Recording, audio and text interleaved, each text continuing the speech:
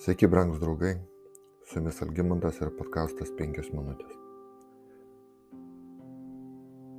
Po krikšto iškilmingų dangiškojo tėvo žodžių, kuriais Jėzus buvo patikintas dėl savo misijos, jis nuėjo ten, kur jį vedė dvasia.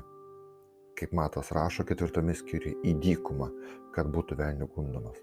Pasnikavęs 40 dienų ir 40 naktų jis buvo alkanas, tada prie jo priėjo gundytojas. Gundymas pats savaime nėra nuodėmė, tai kovos iššūkis mums, į kurį turime atsakyti. Kiekviena pagunda padaro mus arba stipresnius, arba silpnesnius. Jinai taip paprastai nepraeina. Čia taip pat verta atkreipti dėmesį į skirtumą tarp žodžių bandyti ir gundyti. Dievas bando, šėtonas gundo. Išbandymas lemia iš ko esame, jeigu taip galime pasakyti, padaryti, kokie mes esame. Gundymas tai žmogaus skatinimas nusidėti, kvietimas padaryti nusikaltimą, o Dievas niekada nekviečia nieko daryti blogą. Taigi Dievas leidžia išbandymą Jėzaus gyvenime ir leidžia šėtonui pradėti puolimą prieš Dievo sūnų. Dievo dvasia nuvedė Jėzų į dykumą, kur nebuvo maisto. Kiekvieną dieną Jėzus vis labiau jautė bado dvelgsmą. Galiausiai po 40 dienų jis galutinai išsekintas bado. Būtent tuo metu, kai Jėzus buvo silpniausias, pasėtėjo šėtonas. Tai rodymas, kad ir mes esame labiausiai pažeidžiami pagundų, kai esame silpni – kūniškai, emociškai ir dvasiškai. Viešpaties raginimas būti blaiviems, kad nepakliūtume į pagundą, tai tik patvirtina. Mato 4 skyriuje yra aprašytas gundymas. Mes tai skaitome nuo 3 iki 10 eilutės, kur rašoma apie tai, kad gundytojas prieėjęs ir sako, jei tu esi Dievo sūnus, padaryk 1, 2 ar 3. Ir mes skaitome Jėzaus atsakymą, kuris skamba pasitrauk nuo manęs šėtone, nes parašyta garbink viešpatį savo Dievą ir tik jam tarnauk.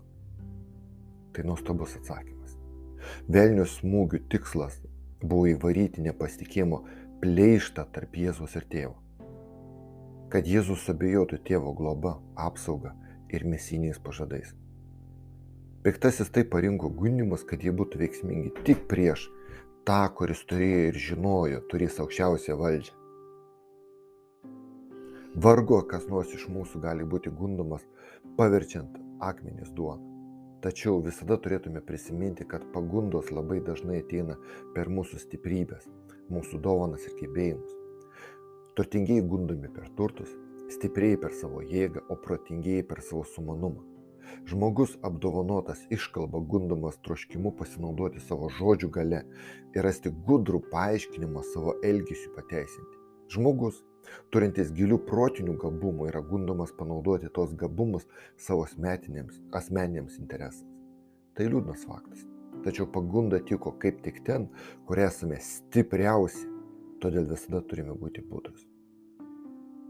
Brangus draugai, Jėzus dykumoje buvo vienas, o tai, kad ši gundymo istorija užrašyta 3 evangelijose, liudija, jog pats Jėzus pasakoja savo mokiniams apie savo kovas su šėtonu. Kaip sakė žymus 20 amžiaus teologas Williamas Barclay, čia pats Jėzus mums pasakoja savo dvasinę autobiografiją. Į šį pasakojimą visada reikia žvelgti su ypatinga pagarba, nes jame Jėzus atskleidžia savo sielos ir širdies paslaptis. Jis pasakoja žmonėms, ką pats išgyveno. Tai švenčiausias iš visų pasakojimų, nes jame Jėzus mums sako, kad gali padaryti visiems, kurios vargina pagundos, nes jis pats buvo jų varginamas. Norėdamas padėti mums mūsų kovose, jis nuima paslėpti šydą nuo savo kovos. Brangus draugai, su jumis buvo Algimantas ir podkastas 5 minutės.